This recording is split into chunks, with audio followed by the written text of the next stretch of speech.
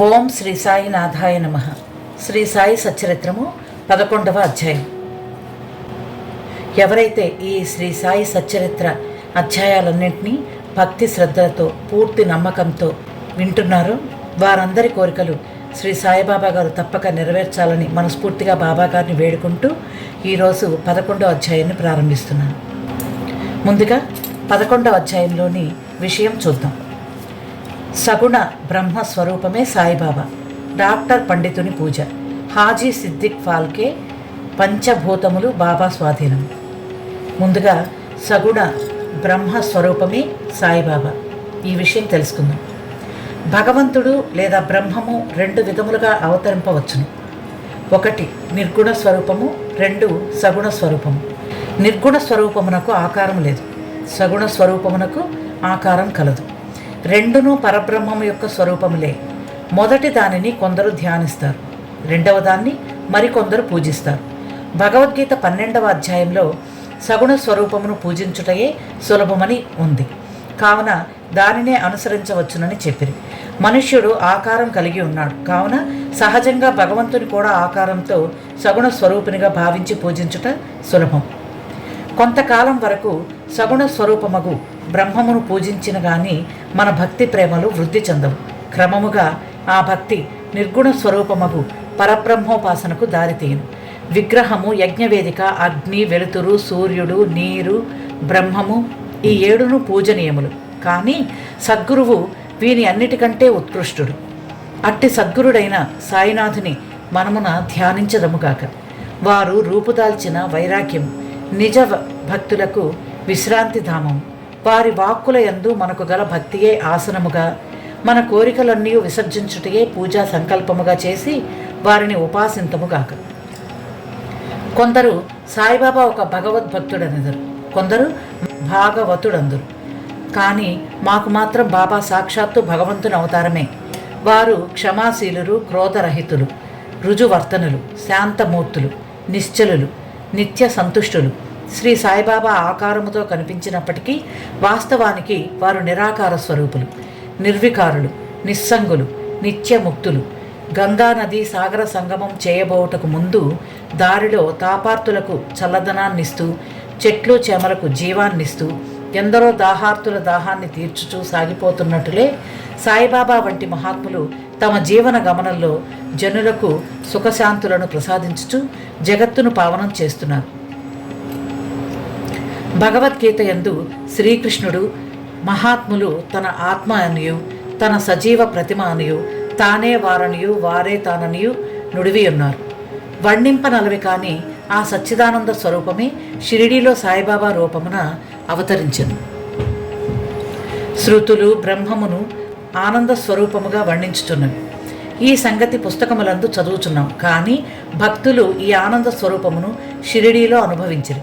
సర్వమునకు ఆధారభూతముకు బాబా ఉపాధి రహితుడు. వారు తమ ఆసనము కొరకు ఒక గోనె సంచిని ఉపయోగించేవారు. భక్తులు దానిపై చిన్న పరుపు వేసి ఆనుకొనుటకు చిన్న బాలేసును సమకూర్చిరి. బాబా తన భక్తుల కోరికను మన్నించి వారి వారి భావాన్ని అనుసరించి తనను పూజించుటకెట్టి అభ్యంతరము చూపకుండెను. కొందరు చామరములతోనూ, కొందరు విసనకర్రలతోనూ విసురుచుండిరి. కొందరు సంగీత వాద్యములను మ్రోగించుచుండిరి. కొందరు వారికి అర్ఘ్య పాద్యములను సమర్పించుచుండిరి. కొందరు వారికి చందనము, అత్తరు పూయిచుండిరి. కొందరు తాంబూలములు సమర్పించుచుండిరి. కొందరు నైవేద్యం సమర్పించుచుండిరి. షిరిడీలో నివసించుచున్నట్లు కనిపించినప్పటికీ వారు సర్వాంతర్యామి. ఎక్కడ చూచినను వారే ఉండువారు. భక్తులు బాబా యొక్క సర్వాంతర్యామిత్వమును ప్రతిరోజు అనుభవించుచుండేవారు. సర్వాంతర్యామియకు ఆ సద్గురుమూర్తికి మా వినయపూర్వక సాష్టాంగ నమస్కారములు. డాక్టర్ పండితుని పూజ గురించి ఇప్పుడు చూద్దాం. తాత్యా సాహెబ్ నోల్కర్ మిత్రుడైన డాక్టర్ పండిత్ ఒకసారి బాబా దర్శనమునకై షిరిడీ వచ్చాను. బాబాకు నమస్కరించిన పిమ్మట మసీదులో కొంతసేపు కూర్చున్నాను. అతనికి దాదా భట్ కేల్కర్ వద్దకు పొమ్మని బాబా చెప్పాను. డాక్టర్ పండిట్ అటులనే దాదా భట్ వద్దకు పోయాను. దాదా భట్ అతన్ని సగౌరవంగా ఆహ్వానించాను. బాబాను పూజించుటకై పూజా సామాగ్రి పళ్ళెముతో దాదా భట్ మసీదుకు వచ్చాను. డాక్టర్ పండిత్ కూడా అతన్ని అనుసరించాను. దాదా భట్ బాబాను పూజించాను. అంతకు మునుపెవరునూ బాబా నుదుటిపై చందనం పూయుటకు సాహసించలేదు. ఒక్క మహల్సాపతి మాత్రమే బాబా కంఠమునకు చందనం పూయిచుండెను. కానీ ఈ అమాయక భక్తుడకు డాక్టర్ పండిత్ దాదాభట్ యొక్క పూజా పళ్ళరము నుండి చందనమును తీసుకొని బాబా నుదుటిపై త్రిపుండాకారమును వేసెను. త్రిపుండ్రాకారముగా వ్రాసెను. అందరికీ ఆశ్చర్యం కలుగునట్టు బాబా ఒక్క మాటైనను అనక ఊరకుండెను. ఆనాడు సాయంకాలం దాదాభట్ బాబాను ఇట్లడిగాను, బాబా, మేమెవరమైనా మీ నుదుటిపై చందనం పూయిదుమన్నా నిరాకరింతురే. డాక్టర్ పండిత్ వ్రాయగా ఈనాడు ఎందుకు ఊరుకున్నారు? అందరకు బాబా ప్రసన్నముగా ఇట్లు సమాధానమిచ్చాను, నేనొక ముసల్మానుడని, తానొక సద్బ్రాహ్మణుడనని, ఒక మహమ్మదీయుని పూజించుట ద్వారా తాను మైలపడిపోవుదుననే దురభిమానం లేకుండా అతడు నాలో తన గురువును భావించుకొని అట్లు చేసెను. అతని నిష్కల్మష భక్తి నన్ను కట్టిపడి వేసినది. అతనికి నేనెట్లో అడ్డు చెప్పగలను? దాదాభట్ ఆ తరువాత డాక్టర్ పండిత్ని ప్రశ్నించగా అతడు బాబాను తన గురువుగా భావించి తన గురువున కొనరించినట్లు బాబా నుదుటిపై త్రిపుండ్రమును వ్రాసితిననిరి. భక్తులు వారి వారి భావానుసారం తమను ఆరాధించుటకు బాబా సమ్మతించినను ఒక్కొక్కసారి వారు మిక్కిలి వింతగా ప్రవర్తించువారు. ఒక్కొక్కప్పుడు పూజా ద్రవ్యముల పళ్ళెమును విసిరివేయుచు ఉగ్రావతారమును దాల్చెడివారు. అట్టి సమయముల్లో బాబాను సమీపు కూడా ఎవరికీ ధైర్యము చాలెడిది కాదు. ఒక్కొక్కప్పుడు భక్తులను తిట్టుచుండెను. ఒక్కొక్కప్పుడు మైనము కంటే మెత్తగా కనిపించేవారు. అప్పుడు వారు శాంతి క్షమలకు ప్రతిరూపం వలె కనిపించుచుండేది. బయటకు కోపముతో ఊగిపోవచ్చు కళ్ళెర చేసినప్పటికీ వారి హృదయం మాత్రం మాతృ హృదయం వలె అనురాగమయం. వెంటనే వారు తమ భక్తులను ప్రేమతో దగ్గర తీసి, నేనెప్పుడూ ఎవరిపైనా కోపించి ఎరుగను. తల్లి తన బిడ్డలను ఎక్కడైనా తరిమివేయినా, సముద్రము తనను చేరు నదులను ఎప్పుడైనా తిరగగొట్టునా, నేను మిమ్మల్ని ఎందుకు నిరాదరించదను? నేనెప్పుడూ మీ యోగక్షేమములనే ఆపేక్షించదను. నేను మీ సేవకుడను. నేనెప్పుడూ మీ వెంటనే ఉండి పిలిచినా పలుకుతాను. నేనెప్పుడూ కోరేది మీ ప్రేమను మాత్రమే అని అనేవారు. హాజీ సిద్దిక్ ఫాల్కే గురించి చూద్దాం. బాబా ఎప్పుడు ఏ భక్తుని ఎట్లు ఆశీర్వదించనో ఎవరికీ తెలియదు. అది కేవలం వారి ఇచ్చపై ఆధారపడి ఉండను. హాజీ సిద్దిక్ ఫాల్కే కథ ఇందుకు ఒక ఉదాహరణ. సిద్దిక్ ఫాల్కేను మహమ్మదీయుడు, కళ్యాణ్ నివాసి. మక్కా మదీనా యాత్రలు చేసిన పిమ్మట షిరిడీ చేరను. అతడు చావడి ఉత్తర భాగమున బస చేసెను. 9 నెలలు షిరిడీలో ఉన్నను బాబా వానిని మసీదులో పాదం పెట్టనివ్వలేదు. అతడు మసీదు ముందున్న ఖాళీ జాగాలో కూర్చునుచుండెను. ఫాల్కే మిక్కిలి నిరాశ నిస్పృహలకు లోనయ్యను. ఏమి చేయుటకు అతనికి తోచుకునేను. నిరాశ చెందవద్దని, నందీశ్వరుని ద్వారా వెళ్ళిన శివుడు ప్రసన్నుడైనట్లు మాధవరావు దేశపాండే ద్వారా బాబా వద్దకెళ్ళిన అతని మనోరథం సిద్ధించుననియు కొందరు భక్తులు అతనికి సలహానిచ్చారు. అటులే అని తన తరపున బాబాతో మాట్లాడమని శ్యామాను ఫాల్కే వేడుకొనేను. శ్యామ అందులకు సమ్మతించి ఒకనాడు సమయం కనిపెట్టి బాబాతో ఇట్లనేను, బాబా, ఆ ముదుసలి హాజీని మసీదులో కాలు పెట్టనీయవేళ ఎంతోమంది వచ్చి నిన్ను దర్శించి పోవుచున్నారు. ఆ హాజీని మాత్రమెందుకు ఆశీర్వదించవు? దానికి బాబా ఇట్లని జవాబిచ్చాను, శ్యామ, ఇటువంటి విషయాలలో నీవింకా పసివాడు. నీకివన్నీ అర్థం కావు. అల్లా ఒప్పుకొనినచో నేనేమి చేయగలను? అల్లామియా కటాక్షం లేనిచో ఈ మసీదులో పాదం పెట్టగలుగు వారెవరు? సరే, నీవు వాని వద్దకు పోయి వానిని బారవీ బావి వద్దనున్న ఇరుకు కాలిబాటుకు రాగలడేమో అడుగుము. శ్యామ పోయి హాజీని ఆ విషయం అడిగి తిరిగి బాబా వద్దకొచ్చి హాజీ అందులకు సమ్మతించనని చెప్పాను. 40,000 రూపాయల 4 వాయిదాలలో ఇవ్వగలడేమో కనుగొనమని తిరిగి బాబా అడిగాను. శ్యామ వెంటనే పోయి హాజీ తాను 4 లక్షలు కూడా ఇచ్చుటకు సిద్ధముగానున్నాడని జవాబు తెచ్చాను. సరే, మరలా పోయి వానిని ఇట్లడుగుము, మసీదులో ఈనాడు మేకను కోసదము. వానికి దాని మాంసము కావలనో వృషణములు కావలనో కనుగొను.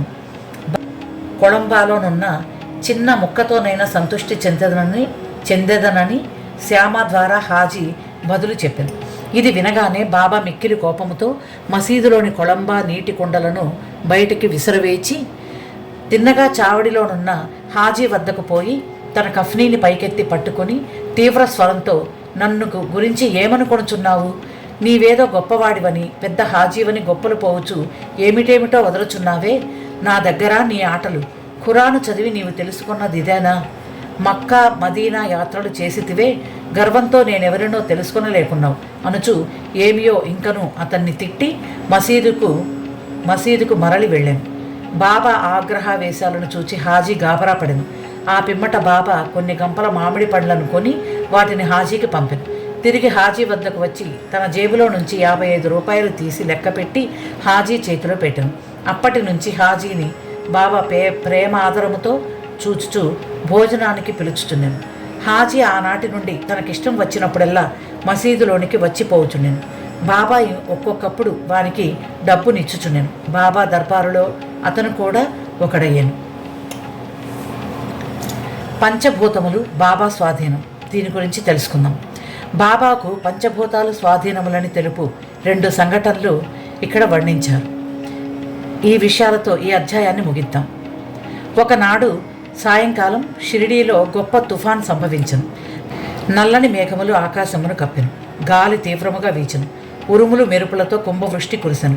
కొంతసేపట్లో నేలంతయు జలమయమయ్యను.